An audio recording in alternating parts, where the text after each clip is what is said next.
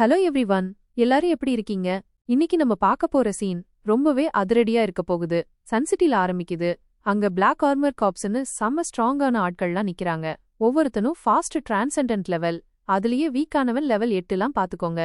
இவங்க ஒரு பெரிய பீஸ்ட் ஆர்மியை பார்த்துட்டு ஓபன் ஃபயர் பண்றாங்க. குண்டுமழை பொழியுது, பீஸ்டஸ சுத்தி வளைக்கிறாங்க. ஆனா அவங்க நினைச்ச மாதிரி எதுவும் நடக்கல மக்களே. திடீர்னு எங்கிருந்தோ ஒரு மினோடர் வந்து அவங்க கமாண்டரையே போட்டு தள்ளிருது. அந்த மினோடரோட ஆர்டர்ல வல்ச்சர்ஸும் பெரகிரீன் ஃபால்கன்ஸும் மனுஷங்கள அப்படியே கொடூரமா அட்டாக் பண்ண ஆரம்பிச்சிடுறாங்க. நெருப்பு பந்தலா போடுறாங்க. டிஃபென்ஸ் லைனையே தூள் தூளாக்கிடுறாங்க. அந்த பெரகிரீன் ஃபால்கன்ஸோட பவரை நிறுத்த ஒரு டிரான்செண்டன்ட் சோல்ஜர் கண்டிப்பா மேல பாயறான். தன் வாளால கிழிச்சிடலான்னு போறான். ஆனா முடியல மக்களே. ஏன்னா கரெக்டா அந்த டைம்ல ஒரு ஒயிட் டைகர் வந்து தன்னோட ரெக்கையால அந்த அட்டாக் எல்லாத்தையும் பிளாக் பண்ணிடுது. ஒயிட் டைகர் அந்த ஃபால்கன்ஸை ப்ரொடெக்ட் பண்ணுது. அது மட்டும் இல்லாம அந்த டிரான்செண்டன்ட் சோல்ஜரையும் ஒரே அடி தன்னோட பெரிய ரெக்கையால தூக்கி போட்டுடுது. இத பாத்துட்டு மத்த சோல்ஜர்ஸ்லாம் ஒன்னா சேர்றாங்க. பீஸ்ட் ஆர்மியோட மேல பீரங்கி தாக்குதல் நடத்த ஆரம்பிக்கிறாங்க. குண்டுமழை பயங்கரமா பொழியுது. ஆனா திடீர்னு அவங்க அட்டாக்க ஸ்டாப் பண்ணிட்டு வேற ஏதோ ஒண்ணுல கவனத்தை திருப்புறாங்க.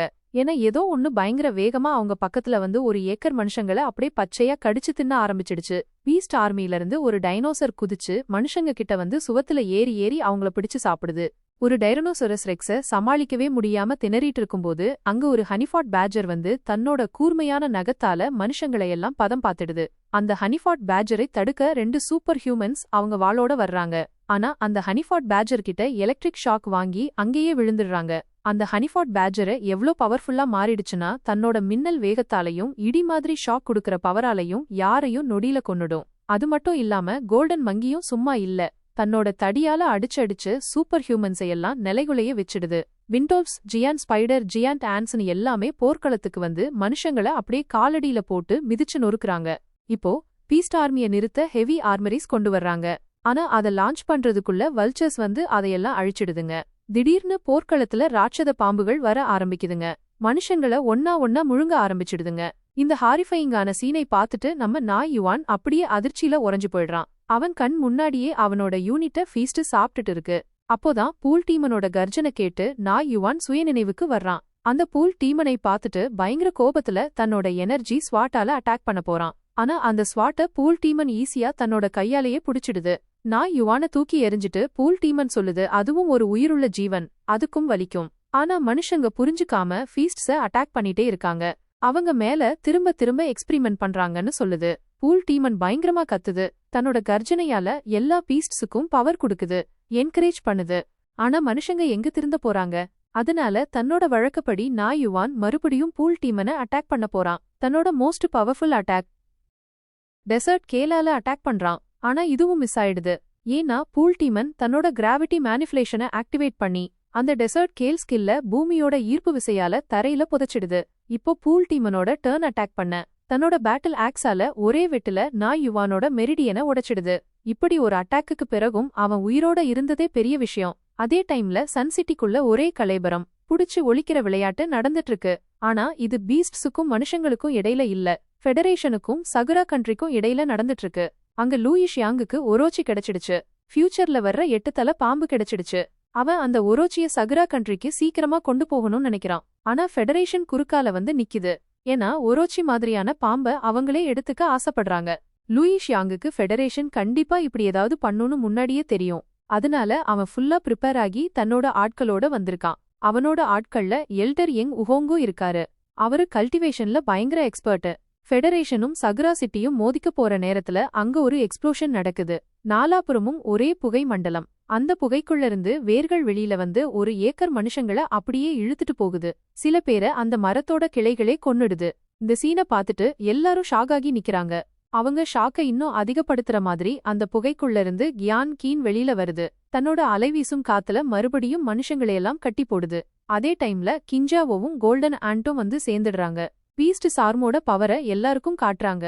நிறைய சோல்ஜர்ஸ கிஞ்சாவோ தன்னோட கோபத்துல விழுங்கிடுது. எல்லாத்தையும் பூமிக்குள்ள புதைச்சிடுது. ஃபெடரேஷன் கேப்டனை கோல்டன் ஆண்ட் தலைய வெட்டி அங்கேயே போட்டுடுது. சந்தர்ப்பத்தை பயன்படுத்தி லூயிஷ் யாங் பேபி ஒரோச்சியோடையும் ஒயிட் வுல்ஃபோடையும் சேர்ந்து சூப்பர் ஹியூமன்ஸையெல்லாம் கொல்ல ஆரம்பிச்சிடுறா. சீன் ஷிஃப்ட் ஆகுது சன்சிட்டியோட பவுண்டரிக்கு பக்கத்துல. அங்க சுவர் இப்போ சுத்தமா உடைஞ்சு போயிருக்கு. அந்த சுவரை உடைச்சது யாருன்னு பாத்தீங்கன்னா ஒரு ஏன்ஷியன் டெம்போரோ அலிகேட்டர். அந்த ஏன்ஷியன் டெம்போரோ அலிகேட்டரை தடுக்க அவங்க தலைவனை இழந்துட்டாங்க. அவங்க கேப்டன் அவங்க கண் முன்னாடியே மயங்கி விழுந்துட்டாரு. அவங்களோட பெரிய சுவர் இப்போ தூள் தூளா நொறுங்கி போச்சு. சிட்டிக்குள்ள பீஸ்ட்ஸ் சுத்தி திரிஞ்சு மனுஷங்கள விழுங்கிட்டு இருக்கு. இன்னொரு பக்கம் சிட்டிக்குள்ள லூயிஷியாங்க கோல்டன் ஆண்ட் துரத்திக்கிட்டு இருக்கு. ஆனா லூயிஷியாங்கோட எல்லா நம்பிக்கையும் போயிடுது.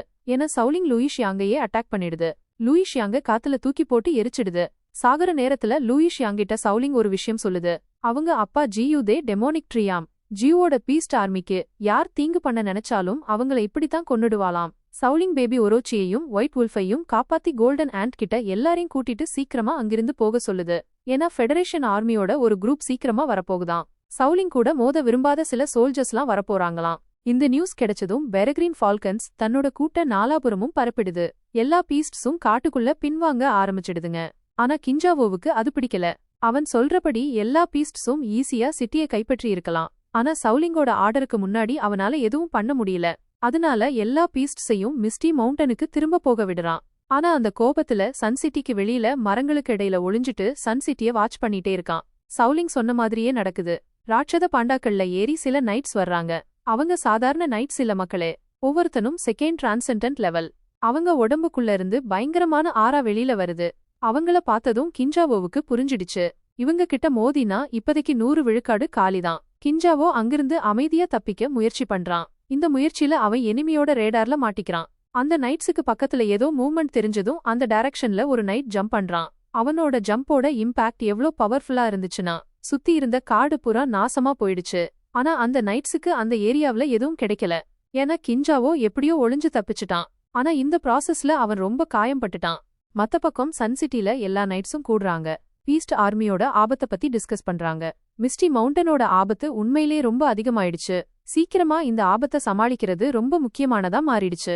முதல்ல சென்சிட்டிக்கு போயிட்டு வந்த நம்ம பீஸ்ட்ஸ் எல்லாம் திரும்பி வந்துகிட்டு இருக்காங்க. சவுலிங் அவங்களுக்கு கொடுத்த வேலைய முடிச்சிட்டு வர்றாங்க பாருங்க. வந்ததும் சின்ன சின்ன காயங்களை ஸ்பிரிட் லேக்லயும் கொஞ்சம் பெரிய காயங்களை ஸ்பிரிட் பூல்லையும் சரி பண்ணிக்க போறாங்களாம். ஏன்னா ஸ்பிரிட் பூல்ல ஜூவோட லைஃப் எசன்ஸ் ரொம்ப அதிகமா இருக்கான். அது ஆழமான காயங்களையும் குணப்படுத்திருமா. ஒருவேளை துப்பாக்கி சூட்ல அடிபட்ட வின்வில்ஃபுக்கு கூட அங்கதான் ட்ரீட்மெண்ட் நடக்க போகுதாம். அடுத்ததா ஃபெடரேஷன்ல மறுபடியும் ஒரு மீட்டிங். டாபிக் என்னன்னு கேட்டீங்கன்னா நம்ம மிஸ்டி மலைதான். மிஸ்டி மலைய பத்தி எல்லாருக்கும் நல்லாவே தெரியும். அங்க ஒருத்தர மிஞ்சுற மாதிரி பயங்கர பவர்ஃபுல்லான பீஸ்ட்ஸ் நிறைய இருக்கு.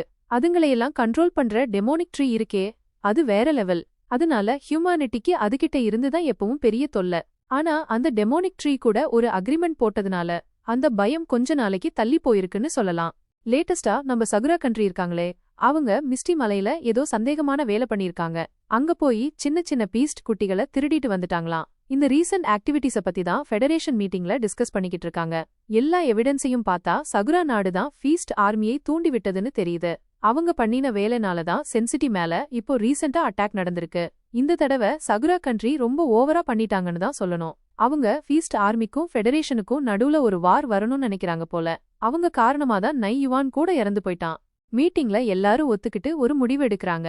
என்னன்னா அயன் நைட்ஸையும் டிராகன் கோட் கார்ட்ஸையும் சகுரா கண்ட்ரிக்கு அனுப்பி அவங்க மூலியமா சகுரா கண்ட்ரிக்கு ஒரு பாடம் புகட்டணும்னு முடிவு பண்றாங்க. ஆனா ஃபெடரேஷன் பிரசிடென்ட் மைண்ட்ல வேற ஏதோ ஓடிட்டு இருக்கு. அவரு இப்போதைக்கு iron knights dragon code cards ஐடியாவை ஹோல்டுல வைக்கிறாரு. ஆனா சகுரா சிட்டியோட எல்லா ரிசோர்ஸையும் கட் பண்ண சொல்லி ஆர்டர் போடுறாரு. இது மட்டும் இல்லாம பிரசிடென்ட் இன்னொன்னு சொல்றாரு. சகுரா கண்ட்ரி கிட்ட இதுக்கெல்லாம் என்ன காரணம்னு கேட்கணும். அவங்க சொல்ற எக்ஸ்பிளனேஷன் சரியில்லைன்னா உடனே டிராகன் கோட் கார்ட்ஸ அனுப்பிருங்கன்னு சொல்றாரு. இப்போ சீன் மாறுது. நார்தர்ன் ஸ்னோயி ஹைலாண்ட்ஸ்ல ஜூவுக்கு இந்த ரீசெண்ட் ஆக்டிவிட்டிஸ் பத்தி நியூஸ் வந்துடுச்சு. நியூஸ கொண்டு வந்தது யாருன்னு பாத்தீங்கன்னா நம்ம பெரக்ரின் ஃபால்கன் தான். எல்லா அப்டேட்ஸையும் கேட்டதும் ஜியூ ரொம்ப டென்ஷன் ஆயிடுறான். ஃபெடரேஷன் கிட்ட இன்னும் நிறைய சீக்ரெட் கார்ட்ஸ் இருக்குன்னு அவன் புரிஞ்சுக்கிறான். அவங்கள சும்மா சாதாரணமா எடை போடக்கூடாதுன்னு நினைக்கிறான். ஜியூ பெரக்ரின் ஃபால்கன் மூலமா பீஸ்ட் ஆர்மிக்கு ஒரு மெசேஜ் அனுப்புறான். என்னன்னா எல்லாரும் பத்திரமா இருக்கணும். அவன் இல்லாத சமயத்துல எந்த டேஞ்சரஸான விஷயத்தையும் பண்ணிடக்கூடாதுன்னு சொல்றான். இனிமே என்ன நடந்தாலும் ஜியூ மிஸ்டி மலைக்கு திரும்பி வந்த பிறகுதான். அதே நேரத்துல ஆர்டிக் ஸ்னோபர் குகைக்குள்ள நம்ம பாண்டா கல்டிவேஷன் பண்ணிக்கிட்டு இருக்கான். அப்படியே ஒரு கொட்டாவி விட்டுக்கிட்டே ஜியூ கிட்ட வரான். வந்ததும் ஜியூ யாரோட பேசிட்டு இருக்கான்னு விசாரிக்கிறான். ஏன்னா அவன் வரும்போது பெரக்ரின் ஃபால்கன் அங்கிருந்து போயிட்டான். அதனால பாண்டா அவனை பாக்கல.